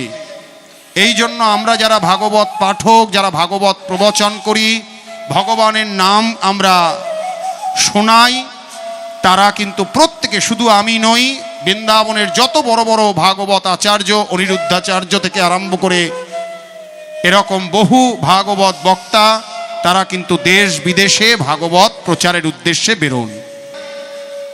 রাধারানী যদি কৃপা করে তবেই আমাদের বৃন্দাবন দর্শন সম্ভব।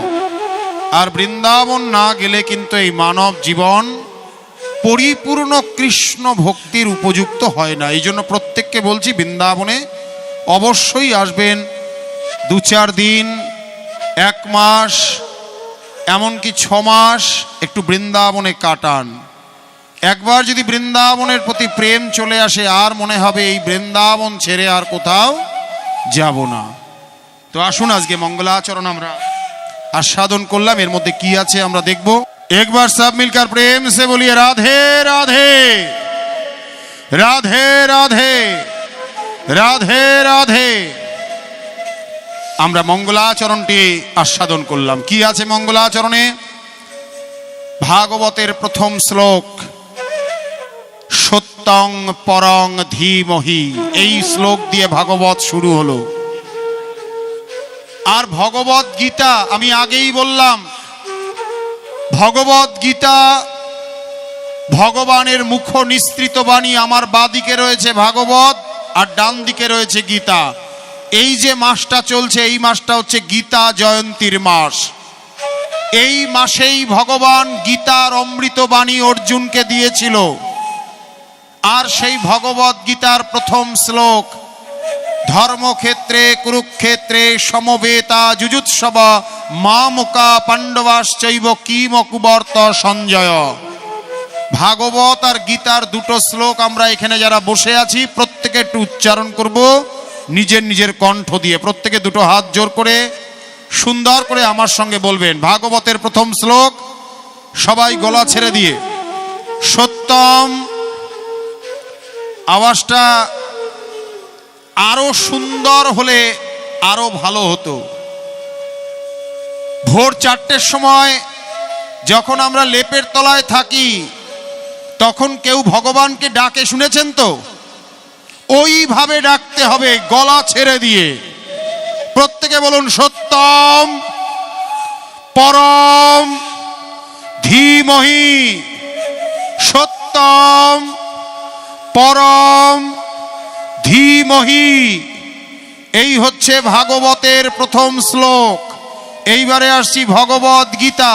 প্রত্যেকে হাত জোর করে আমার সঙ্গে বলবেন ধর্মক্ষেত্রে কুরুক্ষেত্রে সমবেতা যুযুৎসব মামকা পাণ্ডবাশ্চৈব কিম কুবর্ত সঞ্জয়। আর একবার, ধর্মক্ষেত্রে কুরুক্ষেত্রে সমবেতা যুযুৎসব মামকা পাণ্ডবাশ্চৈব কিম কুবর্ত সঞ্জয়। এই হচ্ছে ভগবদ গীতার প্রথম শ্লোক। কি আছে ভাগবত আর ভগবদ গীতার প্রথম শ্লোকের মধ্যে? সত্যং পরং ধীমহি। আজকে ভাগবতে বেদব্যাস লিখলেন, সুখদেবজি বললেন এই জগতের সত্য সুন্দর নায়ক নিয়ন্ত্রা পরিচালক পুরাণ পুরুষ তিনি আর অন্য কেউ নন। একমেবা দ্বিতীয়ম সচ্চিদানন্দ বিগ্রহম অনাদির আদি গোবিন্দম। একটু উলুধ্বনি শঙ্করধ্বনি জয়ধ্বনি। স্বয়ং প্রজাপতি ব্রহ্মা বললেন এই শ্লোককে কেন্দ্র করে, কি বললেন? ঈশ্বর পরমা কৃষ্ণ সচ্চিদানন্দ বিগ্রহ অনাদিরাদি গোবিন্দ সর্বকারণ কারণ।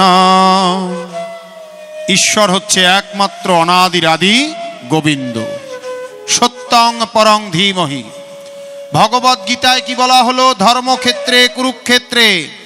যেন গীতা আমাদেরকে শিখিয়ে দিচ্ছে, জানিয়ে দিচ্ছে, বুঝিয়ে দিচ্ছে আগে ধর্ম তারপরে কুরুক্ষেত্র নামক কর্ম। আগে ধর্ম তারপরে সংসার। আগে ধর্ম তারপরে যুদ্ধ। আগে ধর্ম তারপরে তোমার আত্মীয় স্বজন। আগে ধর্ম তারপরে টাকা পয়সা বাড়ি গাড়ি। আগে ধর্ম তারপরে আমার ব্যক্তিগত স্বার্থ। ধর্মক্ষেত্র তারপরে কুরুক্ষেত্র। প্রত্যেকে নিজের ধর্মের জায়গায় ঠিক থাকবেন, ভগবান আপনাকে কৃপা করবেই করবে। ভাগবতে সত্যং পরং ধীমহির পরে আজকে ভগবান বেদব্যাস লিখলেন, সুখদেবজি পরীক্ষিতকে বললেন আমরা যারা এখানে বসে আছি আমাদের ওপরে অনাদিরাদি গোবিন্দ তিনটি অসাধারণ কৃপা করে এই পৃথিবীতে পাঠিয়েছে। কি সেই তিনটি কৃপা? প্রথম কৃপা আমাদের ওপরে গোবিন্দ করলেন, আমরা কেউ এখানে কুকুর বিড়াল ছাগল টিকটিকি গিরগিটি মাকড়সা ছুঁচো ইঁদুর নই। অথচ এই পশু পাখি কীট পতঙ্গ এগুলো কিন্তু আমাদের আশপাশেই আছে। কিন্তু ভগবান আমাদেরকে কি করে এই পৃথিবীতে পাঠালেন? সবচেয়ে সুন্দর দেহ দিয়ে পৃথিবীতে পাঠালেন। এই যে দেহটা, এই দেহটার নাম মানব দেহ। কি নাম এটার? মানব দেহ। ভগবান এত বড় বিশ্ব, এত বড় পৃথিবী, দেশ তো আছে অনেক, কোনো দেশে শুধু গরমকাল আর কোনো দেশে শুধু শীতকাল, কোনো দেশে 6 মাস দিন তো কোনো দেশে 6 মাস রাত, কোনো দেশে সব সময়ের জন্য শুধু সেখানে বৃষ্টি হচ্ছে, আবার কোনো দেশে শুধু খটখটা রোদ।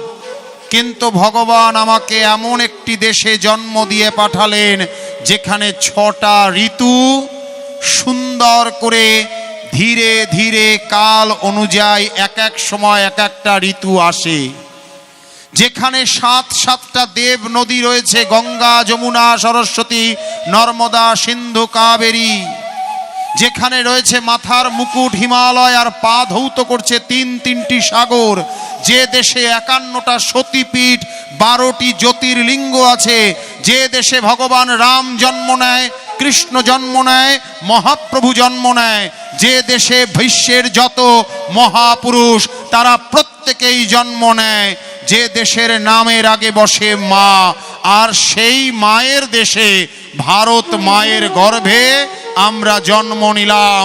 ভগবান কৃপা করে ভারত ভূমিতে জন্ম দিলেন। একটু উলুধ্বনি, শঙ্করধ্বনি, জয়ধ্বনি। জয় জয় নিতাই গৌর সীতানাথ প্রেম প্রেমানন্দে। মনবাহু তুলে বলো হরি বল হরি। দ্বিতীয় কৃপা ভারতবর্ষের মাটিতে জন্ম। আর 3 নম্বর কৃপা, খুব মন দিয়ে শুনুন, এই কৃপাটা ওই যে বেনাপোলে যাকে দর্শন করতে গেছিলাম আজ থেকে 7 দিন আগে, আর ওই বৈষ্ণব দর্শন করতে গিয়েই কিন্তু ভাগবত কথা বলছি আপনাদের। দেখুন বৈষ্ণব দর্শনের কি মহিমা। এখনো যে বৈষ্ণব দর্শনে, সাধুর দর্শনে ভগবানের কৃপা হয় তার নিদর্শন আমি নিজে। দত্তফুলিয়ায় ভাগবত প্রবচন করার পরে ওখানকার ভক্তরা আমাকে বলল, আপনি এত দূর থেকে এসছেন, ভাগবতে যার কথা আপনার মুখে শুনলাম, হরিদাস ঠাকুরের লীলাটা ওখানে পাঠ করেছিলাম একদিন, সেই হরিদাস ঠাকুরের সেই স্থান যেখানে হরিদাস ঠাকুর ছিলেন আমাদের বনগায় রয়েছে, আপনাকে দেখাতে নিয়ে যাব। দেখুন ভগবানের কি লীলা। যাচ্ছি বৈষ্ণব দর্শন করতে, হরিদাস ঠাকুরের সেই মন্দির দেখতে, মাঝে যোগমায়া ভবতারিণীর মন্দির। আর সেই ভবতারিণীর মন্দিরে এসে যখন মা ভবতারিণীকে দর্শন করছি, মনে মনে ভাবছি এত সুন্দর আয়োজন, এখানে এত সুন্দর হরিনাম হবে, একটা লিস্টও আমাকে দিল, এখানে এই অনুষ্ঠান সূচি। তখন মা ভবতারিণীকে বলছি, মা একদিন কি আমার কৃষ্ণ কথা এখানে হবে না? এই কথা বেরিয়ে কমিটির একজনকে নিজের পরিচয়টা দিলাম, আর সেই সময় তাদের কাছেও রাত্রেবেলায় ফোন এসছে, এই ভাগবত আসরে যার আসার কথা শ্রী সঞ্জয় শাস্ত্রীজি, তিনি কোনো একটি কারণের জন্য, দুর্ঘটনাজনিত কারণ, অসুস্থতাজনিত কারণে তিনি আসতে পারছেন না। দেখুন ভগবানের কি লীলা। যাচ্ছি হরিদাস ঠাকুরকে দেখতে, মা ভবতারিণী যোগমায়া, তার কাছে এসে দর্শন করলাম। আর যখন দর্শন করে মা ভবতারিণীকে এই কথা বললাম, তখন মা কিন্তু আগের থেকেই লীলা সাজিয়ে রেখেছে। এই জন্য বৈষ্ণব দর্শন, সাধুর দর্শন কখনো বৃথা যায় না।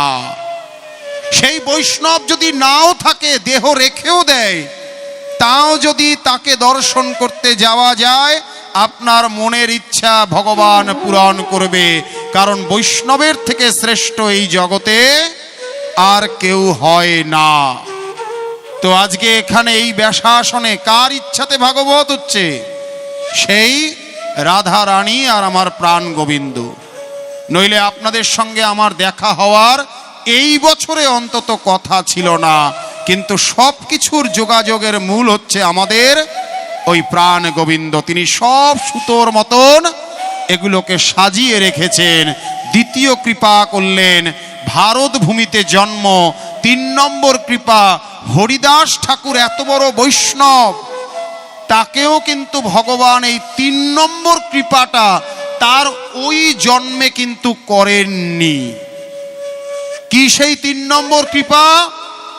হরিদাস ঠাকুরকে ভগবান মানব দেহ দিয়ে ভারত ভূমিতে পাঠালেন, কিন্তু তাকে এমন কোন পিতা মাতার ঘরে পাঠালেন না যে মায়ের এই সিথিতে থাকে সিঁদুর।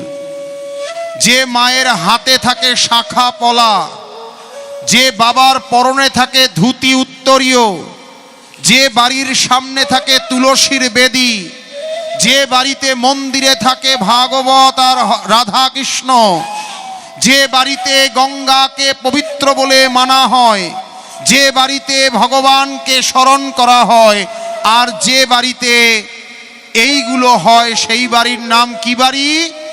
সনাতন হিন্দু কৃষ্ণ ভক্তের বাড়ি। ভগবান আমাদেরকে এই তৃতীয় কৃপাটাও করলেন, যে কৃপা হরিদাস ঠাকুরকে পর্যন্ত করেননি, সেই কৃপা আমাদেরকে হিন্দু ঘরে জন্ম দিয়ে ভগবান করলেন। একটু উলুধ্বনি, শঙ্করধ্বনি, জয়ধ্বনি। জয় জয় নিতাই গৌর সীতানাথ প্রেম প্রেমানন্দে। মনবাহু তুলে একবার বলো হরি বল হরি, হরি বল হরি, হরি বল হরি। এই জন্য এই হিন্দু ঘরে জন্ম নেওয়াটা কিন্তু সহজ নয়। আপনারা যারা বৃন্দাবনে যান, নবদ্বীপ মায়াপুরে যান, আপনারা খেয়াল করে দেখবেন, একটু চোখ কান খোলা রেখে দেখবেন, কত সাহেব মেম সাহেবরা বৃন্দাবনে নবদ্বীপ মায়াপুরে আসে। আমাদের ঘরের ছেলে মেয়েরা 2 কলম পড়াশোনা করে বিএ এম এ পাশ করলে তাদের কাছে শাড়িটা হয়ে যায় ব্যাকডেটেড। এইসব শাড়ি টাড়ি আবার মানুষ পরে নাকি? আমরা এত পড়াশোনা করেছি, ফাটা জিন্স পরবো, ওপরে টপ পরবো, আর এইভাবে ঘুরে বেড়াবো, আর ছেলেরা হচ্ছে বাইক চালাবো আর একটা করে জিন্স পরবো। কি সুন্দর দেখতে লাগছে। আমার শিষ্যদেরকে আমি বলি, ওই রকম দীক্ষা নিতে হবে না যদি বছরে 1বার 2বার ধুতি পরতে তোমাদের লজ্জা লাগে, আর শাড়ি পরতে যদি মনের মধ্যে মনে হয় ব্যাকডেটেড, তাহলে দীক্ষা নিতে হবে না। ওই দীক্ষা দিয়ে পাপ কুড়িয়ে লাভ নেই। আগে ভারতীয় সংস্কৃতিকে ভালোবাসতে হবে। ওই সাহেব মেম সাহেবরা যারা জীবনে কোনোদিন শাড়ি পরতো না, নবদ্বীপ মায়াপুর বৃন্দাবনে যাবেন, তারা গোপী ড্রেস পরছে, শাড়ি পরছে, গলায় জপের থলি, কণ্ঠে তুলসীর মালা। আর সাহেবরা কি সুন্দর করে ধুতি পরছে, গলায় উত্তরীয়, কণ্ঠে তুলসীর মালা, ললাটে তিলক, কত সুন্দর দেখতে লাগে। এক একজন সাহেব মেম সাহেবের মুখে হরে কৃষ্ণ নাম যখন শুনি, নিজেকে ধন্য মনে হয়। আমরা আমাদের ভগবানকে যতটা না ভালোবাসলাম, আজকে বিদেশি দেশে জন্ম নিয়ে তারা আমাদের দেশের সংস্কৃতিকে কতখানি আপন করে নিয়েছে। একটু উলুধ্বনি, শঙ্করধ্বনি, জয়ধ্বনি।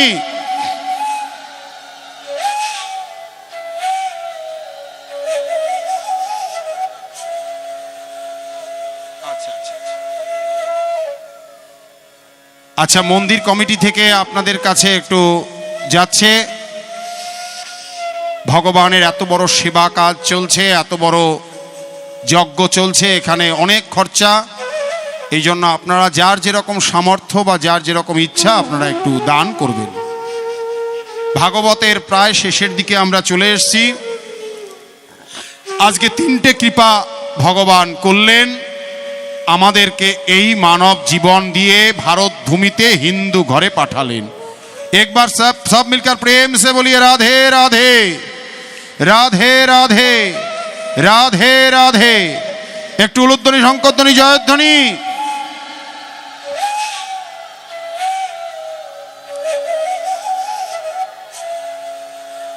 আর 2-3 মিনিটের মধ্যে আমরা ভাগবতের বিশেষ জায়গাটিকে নিয়ে প্রণাম দিয়ে ভাগবতকে বিশ্রামের দিকে নিয়ে যাব।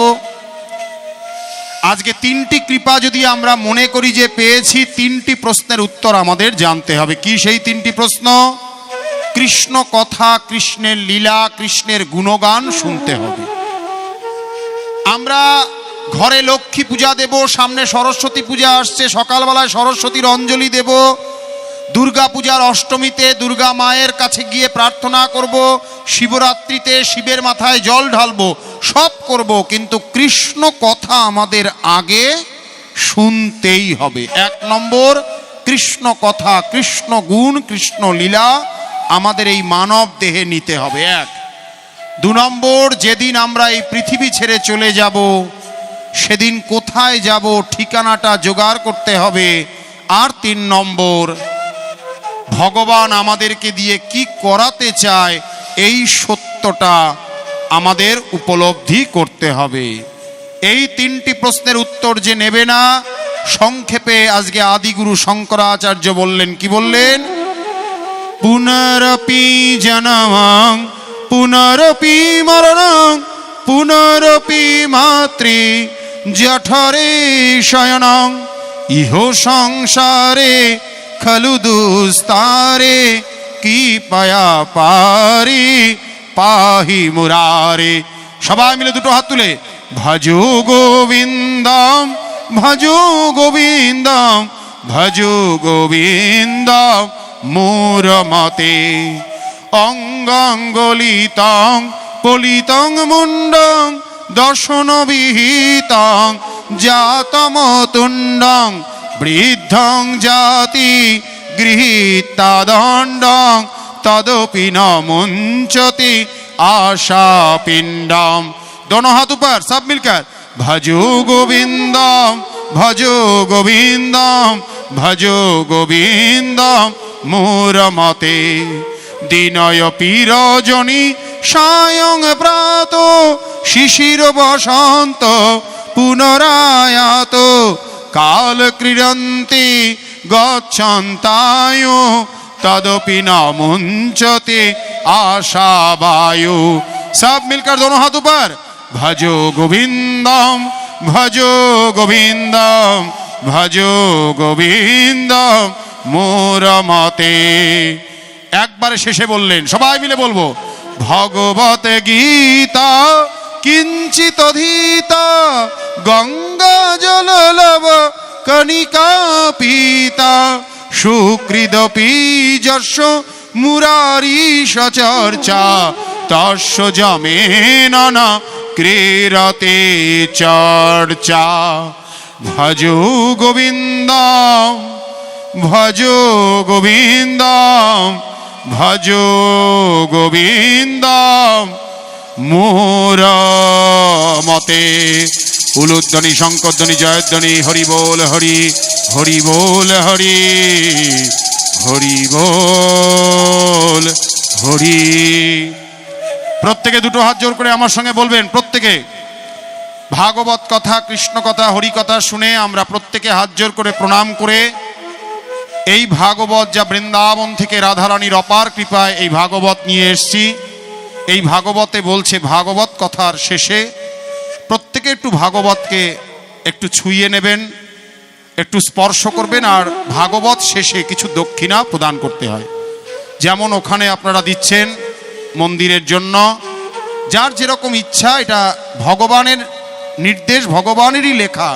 যিনি ভাগবত কথা বলেন তাকে কিছু দক্ষিণা প্রদান করলে এই কৃষ্ণ কথা শোনা সার্থক হয়।